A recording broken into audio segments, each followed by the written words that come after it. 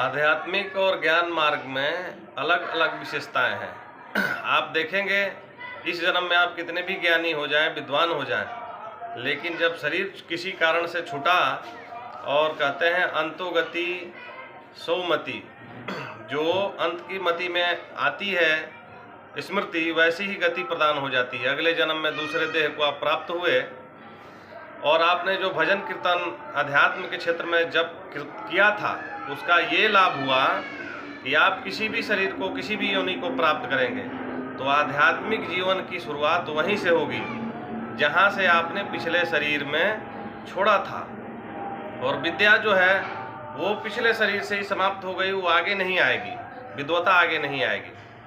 तो आप देखेंगे किसी भी वृद्ध की आखिरी अवस्था में कहा जाता है कि आप थोड़ा भजन कीर्तन कर लो, लेकिन उससे नहीं हो पाता।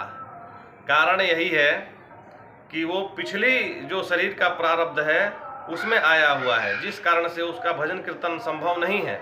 और किसी किसी बालक बालिका में ही देखेंगे 5 वर्ष, 4 वर्ष, 6 वर्ष, 7 वर्ष, 10 वर्ष, इसी अवस्था में वो बहुत ही अच्छा भजन कीर्तन करता है और उसकी स्मृति इतिहास धर्म ग्रंथों के प्रति ऐसी बनती है जो देखने लायक हो जाती है, चमत्कारिक होती है। उसका सबसे बड़ा कारण है कि पिछले शरीर में जो उन्होंने भजन कीर्तन साधन सिमरन जप आदि आध्यात्मिक पथ पे किया था, वो अगले शरीर में जैसा को तैसा प्राप्त हुआ और फिर वो बाल्यकाल से ही भजनानंदी हो गया, भगवत भक्त हो गया। तो आप हमको भी जीवन में शुरू से ही ये प्रयास करना चाहिए कि भजन सिमरन कीर्तन हो, ताकि किसी भी शरीर में जाए, किसी भी योनि में जाए, हमें सद्गति प्रदान हो।